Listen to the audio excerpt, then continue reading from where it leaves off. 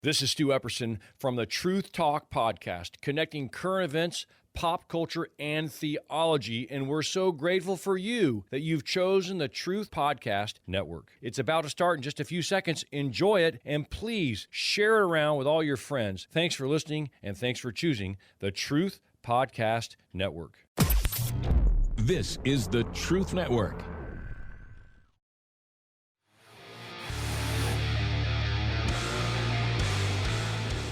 Have you ever seen a monster truck with a Mohawk? Here comes Great Clips Mohawk Warrior. What's up, guys? Bryce Kenny here, driver of the Great Clips Mohawk Warrior Monster Jam truck.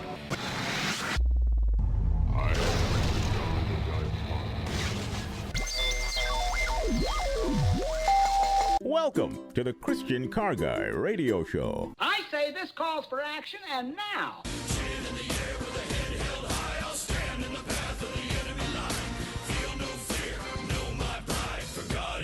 I'll enjoy life. I am a soldier and I'm marching on. I am a warrior and this is my song. My eyes are steel and my gaze is long.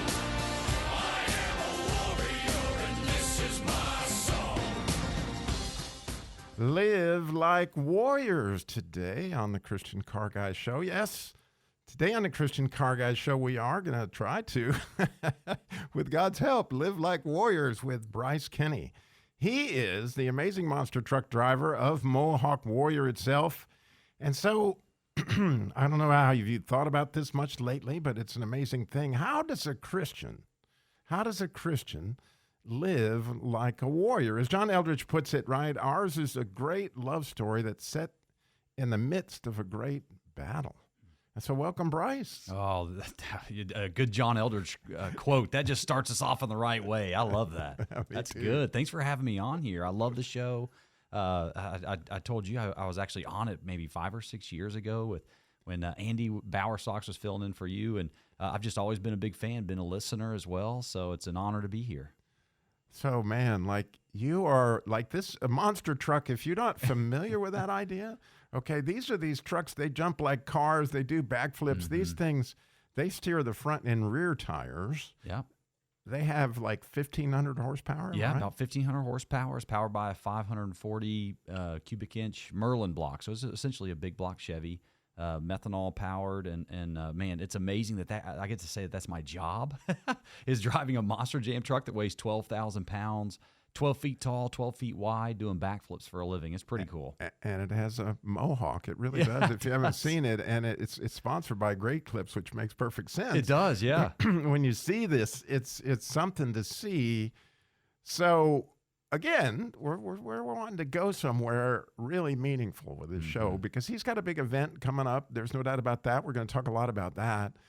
But that idea of live like warrior is something that we all get a chance to embrace all sorts of different ways. So today's show, as you might guess, is brought to you by the Hebrew letter. And today's Hebrew letter is a Vav, which the letter Vav is really a really unbelievably cool letter in that it connects heaven to earth. A lot of people might call it Jacob's ladder. But another thing a Vav does, if you study Hebrew, is it can change something from present tense to past tense. And it's almost like a hook. It connects two ideas. But what a cool thing that it's a very eternal letter, which is extremely important when you realize it is the third letter in the infallible name of God, which is the one that's normally translated Lord or Yahweh. It's a Yud He Vav He.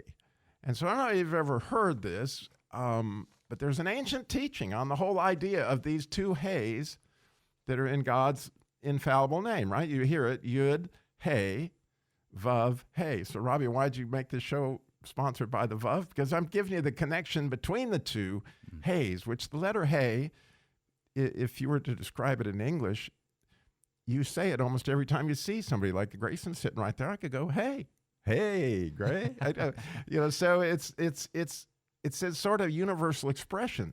And so when you think about God is expressing himself through his word, that's what a hey is. I mean, God's going to express himself. And so you express your faith whether you realize it or not, and you got faith in something, and whatever it is you got faith in, you're expressing that. And so the story of actually Leah and Rachel, if you turn to Genesis 29:16, it's an amazing little thing where it actually just describes that Laban has 2 daughters. And it says, and the older one was named Leah, and the younger one was named Rachel, excuse me. The older one was named Leah, the younger one was named Rachel. And that word that is translated the older one has 2 hays in it. And it has long been taught that those 2 hays are very much connected to God's name, and that the older daughter, Leah, was you might remember, she had weak eyes. And the reason that they teach that she had weak eyes was she was very sensitive to the sun. Her skin wouldn't allow her to go out in the sun, and she couldn't go out in the sun because of that. And because of that, she had to sit in the tent. What'd she do in the tent? She studied, and she prayed, and she had a tremendous internal life of faith that she spent inside. Her sister, Rachel, right? She was, if you're making the comparison, the later hay. She had a very external faith. In other words, she was one who kept the sheep and those kind of things. And she ended up, you might know, meeting Jacob first. And Jacob fell in love with her. And she was a very spirited individual. And she had a very external life, right? And in that she did things on the outside. So when you compare this to, all of us, you have a very internal life, faith life. Where you meet with God, where you pray, where you study the Bible, that's kind of between you and him inside. Nobody knows what's going on in there, but you know what's going on in there. And then you have an external, it's almost like the difference between faith and works. Like, what do you do with that faith? Are you a warrior? Are you applying what it is that you know to every situation that you come in and those kind of things that has to do with that second hay? And see, the Vav marries the 2. See, because from my standpoint, I'm sure it's yours too, Bryce, right? Yeah. That without your faith that truck is going to do what it's supposed to do, right? You wouldn't be stepping on the gas. Yeah, yeah. And belief only is not enough, right? And to your point, I think one of the hardest things in the Western church is I think when we hear the word faith, we think of belief only, or we think of salvation only. But I don't see Scripture using faith as just belief only, or just from a salvation to describe salvation. It's what you're saying. It's that outward expression of what you believe. And I think that there's not only just the power of God that operates in our lives through faith, just like you're saying, it's belief in action. In action. Maybe that's a way to say it. It's not just belief and action, it's belief in action. And that's where I think the power of God can really be unleashed. Right, and so you got 1,500 horsepower. Yeah. That's underneath your foot of this, or maybe it is not underneath your foot. Do you have an accelerator pedal on that? Yep. Just a gas pedal on the throttle pedal on the right foot and brake on the left. And so I don't know if you've thought about it, but your faith, according to Jesus, you can move mountains. So it's a lot more than 1,500 horsepower that's under your foot, depending on what you believe, right? Yeah. And so I really don't have a sense of this, and I want to tell this story that explains it to me to some extent. So I have 2 siblings. I myself am 67 years old. My little brother was 64. My oldest sister is 71. And I started praying for them both as soon as I came to Christ about 1991. And I'm actually very faithful in my prayer life. In other words, every single morning, like my mother, I would pray for my family. That would be part of what I would do. And I really wanted my sister Cindy to come to Christ, and I really wanted my brother to come to Christ.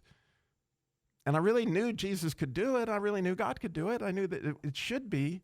But I got to be completely honest, man. I didn't really think it was going to happen.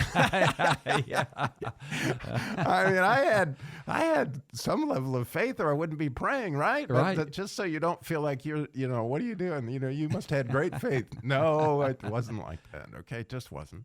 But nonetheless, I prayed and I prayed.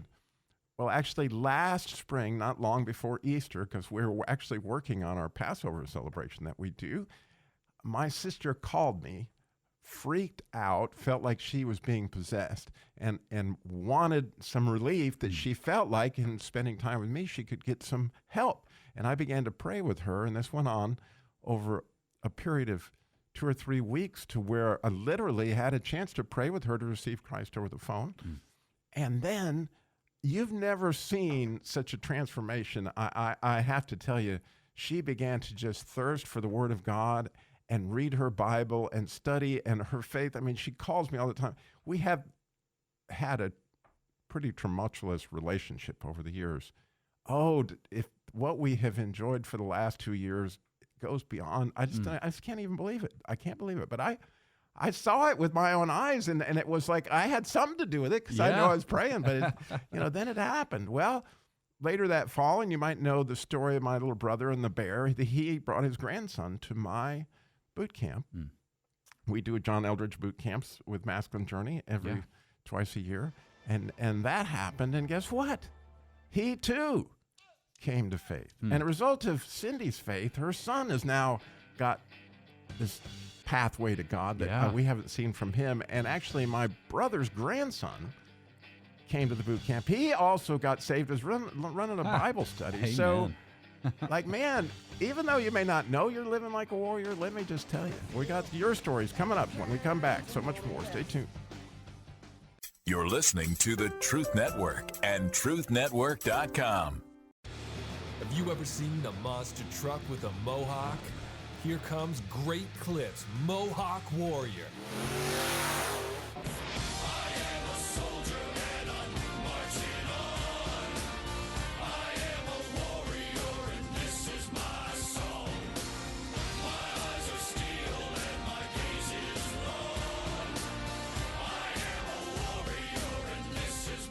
Live like warriors today on the Christian Car Guys show, and we're so blessed to have Bryce Kenny with us, the actual driver of the monster truck Mohawk Warrior. But there's all sorts of reasons he's here with us today, one being that there's this amazing event that's going on in Kernersville, but also so you can call in and share your story today. I'm very anxious to hear what is your story where you lived like a warrior and how God just blew your mind with the little bit of faith that you had when you stepped on the gas pedal of that over 1,500 horsepower that you have when you speak things out of your faith. Like, what does that look like for you? 866-348-7884 is the number to call in and share. 866-348-7884.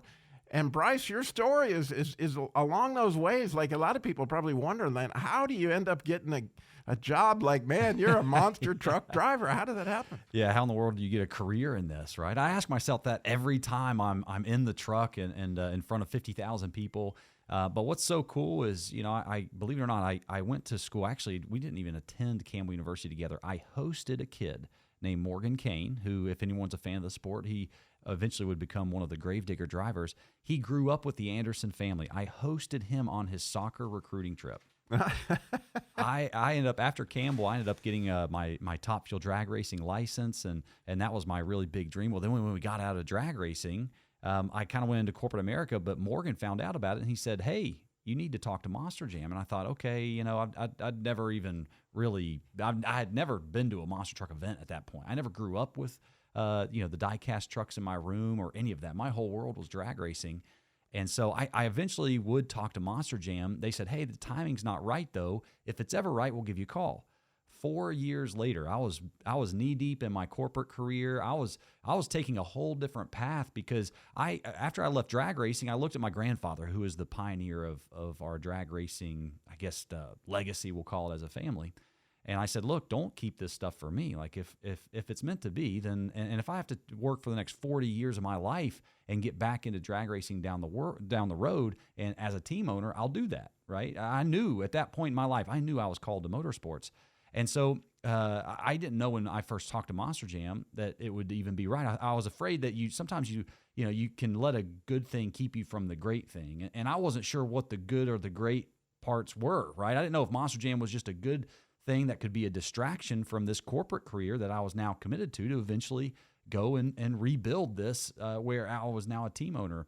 And so when you listen to the two, just by the way, let's see, Monster Jam corporate career. The corporate career sounds better. Like, what's Monster Jam? Yeah. Right? But actually, God had big plans. Yeah, well, and so when Monster Jam finally called me back, they called me 4 years after that first conversation I had with them. They said, hey, timing is better for us. Is it still good for you? And I thought, well, I don't know if it really is. They said, well, we'll send you up to Monster Jam University, which is a real place, Robby. And I kind of laughed. I said, okay, well, what does that look like? Honestly, my first thought was, what's it going to cost? Because I had 7 different jobs at one time funneling into my career in Top Fuel drag racing, trying to make that work. And I don't regret any of that work at all, right? I loved it. It was a labor of love. And so, but that was my first thought when they said, hey, we want to bring you up to Monster Jam University. And he said, no, we'll take care of it.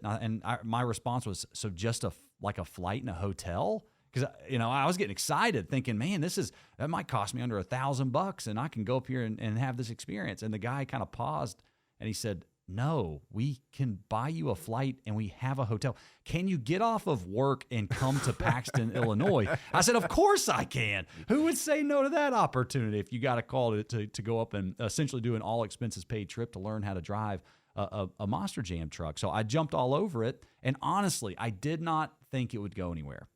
I just thought I would be in a Buffalo Wild Wings one day and monster trucks would be up on TV and I would get to nudge a buddy and say, dude, 10 years ago, I got to drive one of those things and just tell the story. Right. So I didn't think it would go anywhere. And here I am. I'm in my 8th season with Monster Jam, 7 years now being full-time in Monster Jam. Left my corporate career a year after that story that I just told. And man, it's been a wild ride.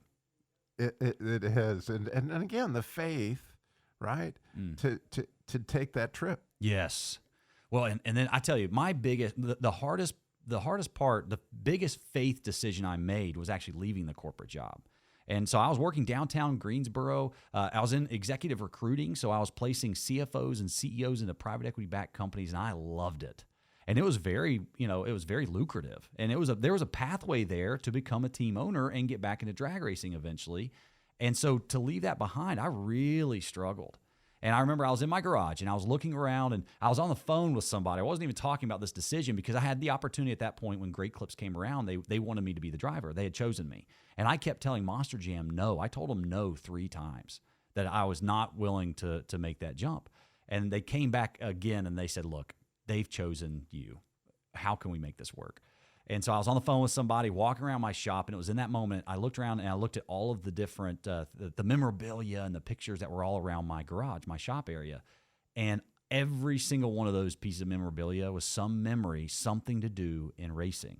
I didn't have a single picture up of some CFO I placed, right? And so I got off of that phone call, and it was a reminder in that moment that God has called me to the motorsports world to use the platform of motorsports to make an impact on this world and for his kingdom. And I got off of that phone call I was on, and I called Monster Jam right away. I said, I'm in. And so I could believe that I wanted to be used for the kingdom of God through motorsports, all I wanted. But at some point, that faith decision, it requires an action for us, some sort of action to be able to act on that belief. It's not about salvation. It's about being used by God, and God is requiring us to act on that belief, and that is what faith is, in my opinion. Yeah, and you got a new test coming up because you've got your first book, which takes a lot Yes. of faith to go. That journey is completely different than Oh, man. and you're stepping on a new kind of gas pedal, and this one's called Geared for Life, right? Making the Yes. shift to, well, we're going to talk about that when we come back, but we need your story. Your stories are what make this show always for me. I haven't heard from anybody. I want to hear from you.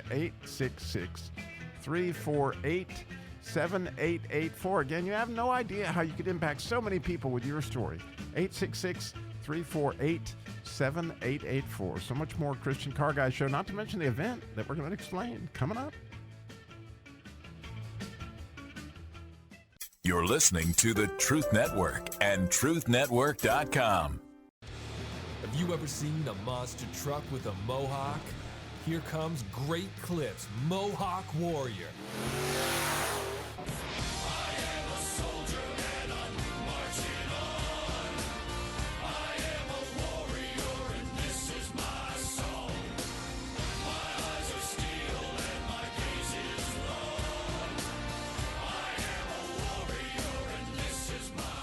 Live like warriors today on the Christian Car Guy Show. We're looking for your call on how does that play out. We've heard from Bryce, we heard a little bit from me. How did that play out in your life? That you live like a warrior. 866 is the number to call in.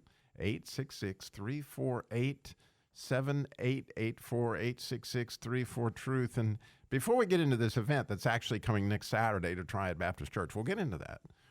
But before we do that, I just want to highlight something you said that just flipped my switch. Like, a lot of people are out there trying to see, what is it that you want me to do, God?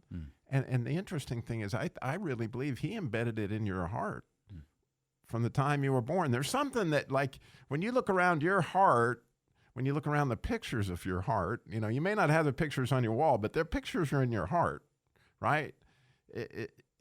What are those? And in your case, they were motorsports. And in other cases, they may be great books. Maybe you're a writer, or maybe you're a fisherman, man.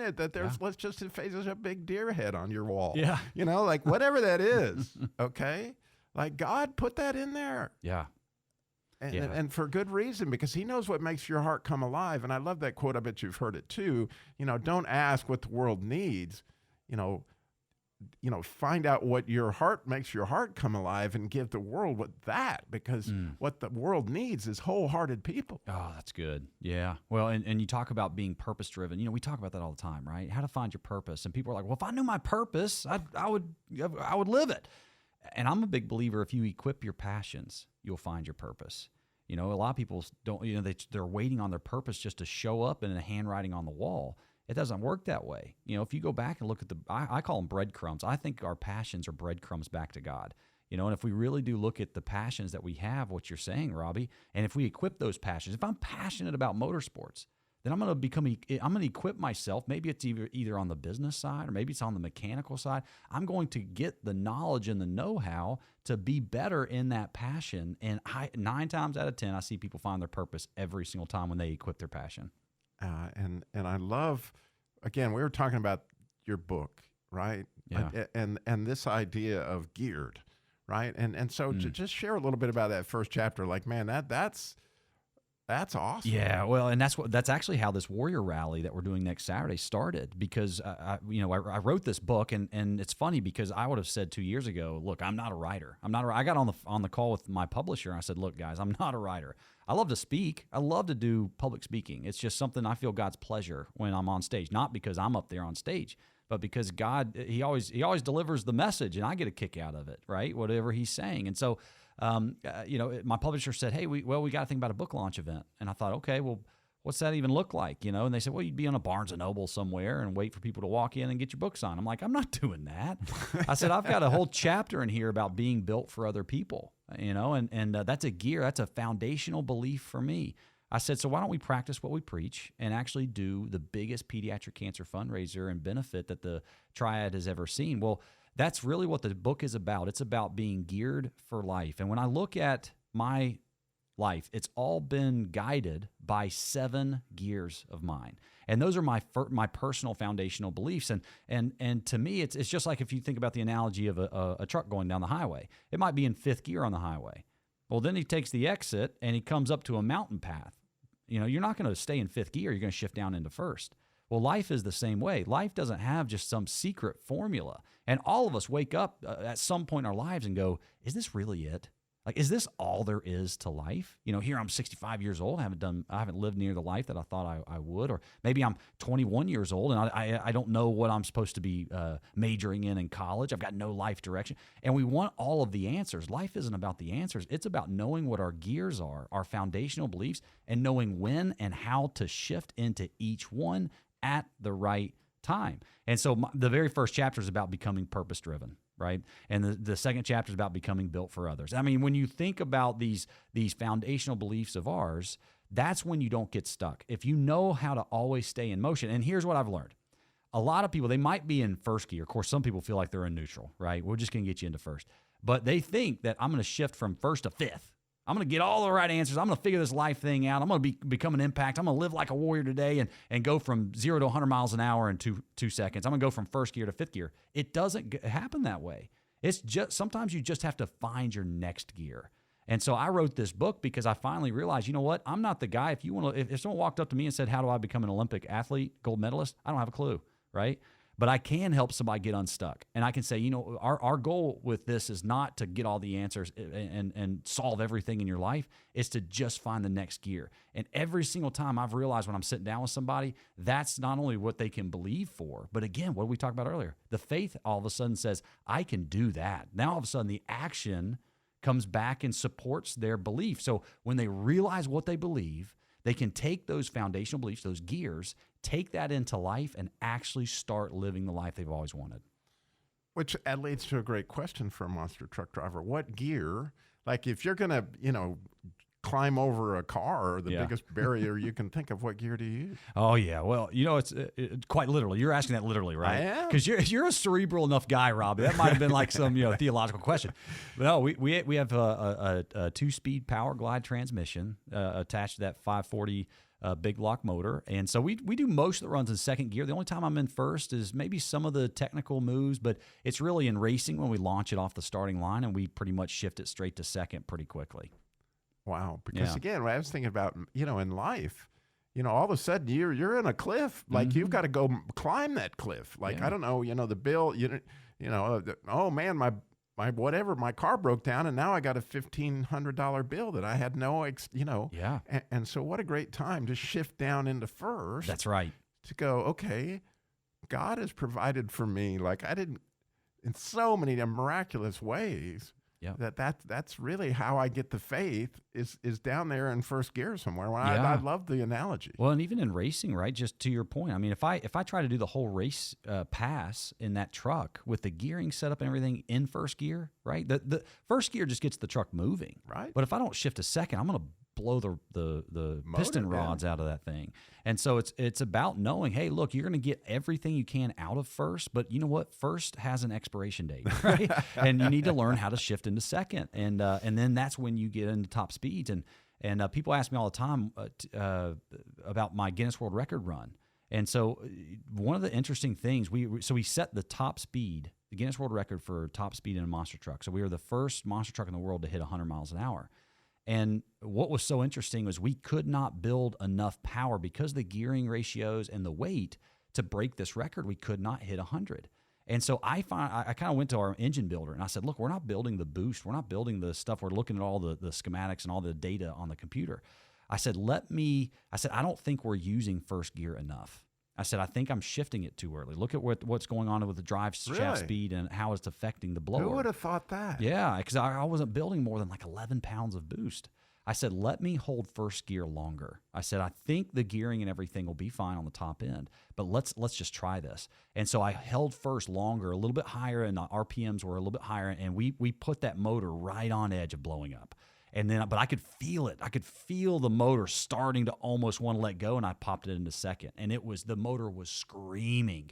Popped into second and just went motoring down the drag strip, trying to go through the speed trap to hit that 100-mile-an-hour mark. And sure enough, that's exactly what happened. We just clicked it over 100.3 miles an hour. We set that Guinness World Record, but it was about using those gears most effectively. That was the only reason to maximize that effort to be able to break a world record.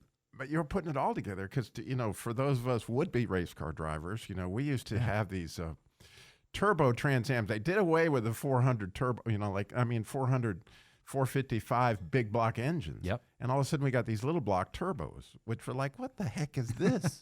It's a 301 whatever with a turbo on it, right? Mm-hmm. But what we learned, because we didn't know anything about turbos back then, was right. If you held your foot on the brake, they made a Trans Am one year that had 3 lights. It showed the boost and the little thing right under the hood right there. And you'd see it go with the first light, second light, third light. So if you had your foot on the brake until you got that third light of boost, and then you took your foot off the brake, it would light up the back end. I mean, so essentially, right, you were using the boost to the turbo to get that extra speed in the lower ranges to get you to 100 fast, right? Yeah, that's right. Yeah, because, I think a lot of us go through life feeling very burnout, right?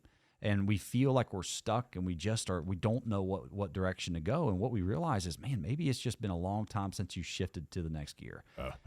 Man, I love that. You know, you've got to admit that sounds like fun. Yeah. And again, the neat thing is if you live in this area, right, we've got this event. It's coming to Triad Baptist Church next Saturday. Starts at 9 a.m. and they got Bryson's all over this thing. They're raising money for pediatric cancer families. Yeah, man, we're going to go fill a bunch of needs, and that's what we've been doing for 7 or 8 years. We're going to have a lot of fun next Saturday. So we got more about that, and we need your story. I can't believe nobody's called. 866-348-7884.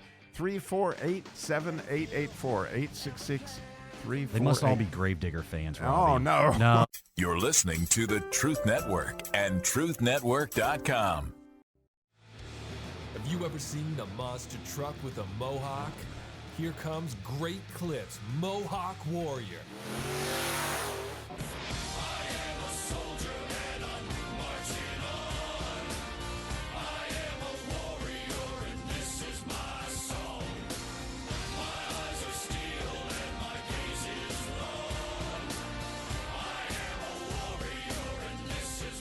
Live like warriors today on the Christian Car Guys show. And that song by Sean Householders on YouTube has over 50 million views. I find that fascinating. It's a very hardcore warrior song.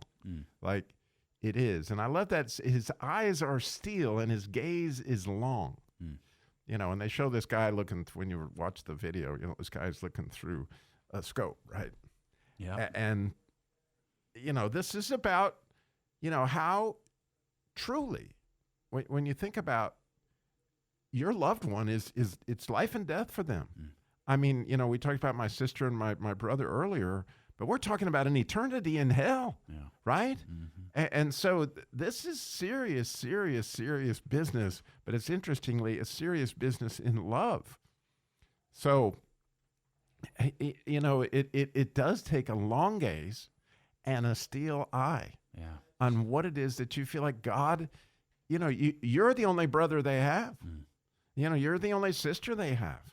You know, you're the only father that they have. And so one place I know, I mean, there's a lot of different things you could say or whatever, but I know that it's God that's going to change their heart. It's not me. Amen. Right? And so that prayer that you say with your gaze is long, I mean, it's serious stuff. And I don't want to miss out on that as you think about how you can live like a warrior this week. But another way you can do that is obviously putting your feet to the event, right? That's coming up at Triad Baptist. It's coming up next Saturday. And so you guys have, oh my gosh, I saw that. It seems like there's a whole schedule. Like there's a car show. They're expecting over 300 cars. Yeah, we might have more. We might have more, like 600 or 700. It's a Cars and Coffee event that morning. So from 9 to 12, and we've got a ton of really great cars coming just to come and hang out and support the day. And so that's from 9 to 12 o'clock. And then we've got live music all afternoon. So I separated them out because, hey, if we have a big old crowd in that afternoon, you know, we'll clear out the lower parking lot at Triad Baptist Church and, you know, free that up with some parking. And the Kernersville Police Department appreciated that effort as well. So we try to navigate a little bit of traffic as well. But my monster truck's coming up. So that was an act of Congress to get it up here from Florida. A lot of people think it sits and lives in my backyard, but it does not. It sits at Feld Entertainment, which owns Monster Jam, and they're just outside of Tampa. And so to get that truck up here, I've never had it up here. I did a kind of a private event with Wesleyan Academy where I graduated, and that was 5 or 6 years ago, I think. Really? But I've never done a public event where people can just come and hang out. But I got to say, yes, the truck is there, and it's going to be awesome. But Dennis Anderson is coming. Dennis Anderson is the gravedigger. He started it 43 years ago. His two sons, Adam and Ryan Anderson, are two of my best buddies in the sport. They're coming because they want to support the day and be with everyone and just take pictures and sign a bunch of autographs. But everything is building to that night because we're having a Night of Fire revival. And we've built everything saying, you know, we want to give people an experience, and we want to celebrate these warriors, these little pediatric cancer warriors that are going through a tough time, and show people, hey, you can you know, affect more families than you realize. You can help us help more people, right? Get off the sidelines and join us with the Live Like Warriors. It's my warrior chain, which is essentially my volunteer army. And we go and make coordinated efforts to fill very specific needs. You're not paying salaries out there. No printer ink is getting bought with donations. When someone donates $20 to Live Like Warriors, that $20 will go to a family that really needs it. So we're celebrating these warriors. We're going to inspire people to be warriors themselves and realize I can do more than I realize I can do. And then we're going to introduce them to the ultimate warrior in Jesus Christ that night at our revival. And I've got my favorite worship leader in the world, Braxton Creed, is going to be leading, and I'm going to get up and share a little bit. But our goal is just to not get in the way of what the Holy Spirit's going to do right there in the heart of the Triad at Triad Baptist Church in Kernersville. And, man, we're going to have a blast. But I'll say this, Robby. I have learned more about events doing this because I've never put on an event before, and it has absolutely kicked my butt in the best way. You talk about stepping out in faith. It's been 3 months of just saying, God, you better pull this off because, it's beyond me at this point. So how accessible are you going to be? Like, somebody wants to meet you, talk to you. You're going to be around in the morning? Oh, yeah. We're going to be around. So I'm going to be, of course, I'll be there. I feel like I've lived at Triad Baptist Church. I told them, hey, if you guys see a white Suburban driving around on your security cameras at 9 p.m. every night, it's me. Don't flag me. And so, but for us to be able to just that day of interact with the public, we're looking forward to that. We're actually doing a general autograph session with Dennis Anderson, which is huge. I mean, that he'll bring 1,000 people out just because he's there. But Adam Anderson, Ryan Anderson, myself, David Ankin, who had the hit TV show Toy Makers for a while, the car build show, he's coming out with a couple of his stuff and a couple of his cars. Got some Bowman Gray drivers coming out as well. So we're just going to have a blast just doing that. But that's from 2 to 3 p.m. is the general autograph session. But we're going to be around and hanging out with everybody, and I'll definitely be there all day. So I can't wait to meet everyone. Yeah, and just like you talked about, stepping out in faith, like you got the book is a big part of the why you wanted to do this too. So you're going to be that's the autograph signing. You're hoping people have your book. Well, I'll have my book out there. I'll be honest, the book has become secondary. It was an excuse to throw the biggest pediatric cancer benefit that the Triad has ever seen. So that's really what it is. I looked at my wife about a week ago and I said, I haven't even thought about what are we going to do with the book? Are we selling the book? I don't know. It's on Amazon. People can pre-order it right now, and it ships out. Are some of those on the kids 19th. going to be out there? No. So a lot of the children are actually either in treatment or not local. But we do have a couple individuals that are coming that I'm really excited about because, even when you walk up and we're dedicating all the different areas to these different kids. So we've got, Hank's RC Alley over here where we've got these Losi LMT, the biggest and baddest RC machines in the world. I mean, they're coming. Right. We're bringing those out there. People can try those out. But that's, Hank's RC Alley. Ollie's Showstoppers. Ollie was the little boy that we gave a ton of Legos to. And then you got Jazzy's Cafe. We're dedicating the food truck area to her, and all those banners that you'll see that's dedicated to these kids, they've got QR codes on them, and that's going to let people go to their stories, right? It's not going to take them to the Bryce Kenny fan page. It's going to Jazzy's fan page. It's going to their Caring Bridge blog to learn and hear how they've gone through what they've gone through and just the struggle that they've gone. I guess not even just gone through, but how they're inspiring other people. Right. So yeah, it's going to be one of those things where people are going to get to know these kids and their stories, and they will leave inspired. Absolutely leave inspired. And inspired to pray because, again, Yep. I was cured from cancer. You don't know the story, probably. But I had lymphoma, a very serious form of lymphoma a lot of people thought would take my life. And a local pastor here at one of the Presbyterian churches, drove by the dealership where I was working and said the Lord told him somebody was here that was supposed to be healed. And I, come to the Lord about 2 years before that. So I honestly thought the guy was nuts because here's this little guy, says he's a pastor. He's going to put oil on my head and pray for me and all this stuff. And I'm like, what's up with this dude? So I didn't have the faith right then either to be healed. But nonetheless, I was covered in tumors. Yeah. Right? They were all through my skin. But it was God through Pastor Little, right? That his prayer that day, and that Friday was when I was being prayed for. My chemotherapy was supposed to start on Monday, and it did start on Monday, but I didn't have a single tumor, not one. And who did that?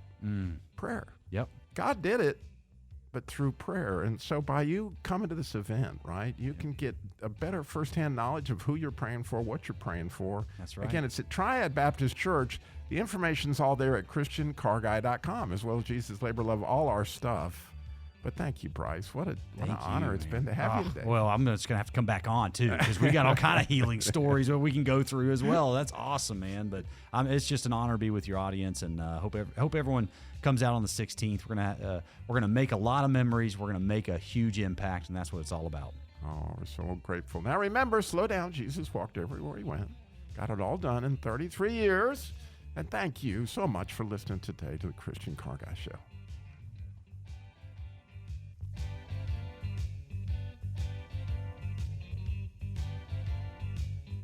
You're listening to the Truth Network and truthnetwork.com. Mama, what does the chicken say? Chicken. Oh, okay. And wolf? Oh, a wolf. Ooh! What about the tiny dog? Cat? Owl? Dolphin? What does the turkey say? Whale? Whale sound. Do the giraffe. Giraffe, really? Okay. Giraffe. Giraffe. You're not going to get it all right. Just make sure you nail the big stuff, like making sure your kids are buckled correctly in the right seat for their age and size. Get it right. Visit NHTSA.gov/the right seat. Brought to you by the National Highway Traffic Safety Administration and the Ad. This is the Truth Network.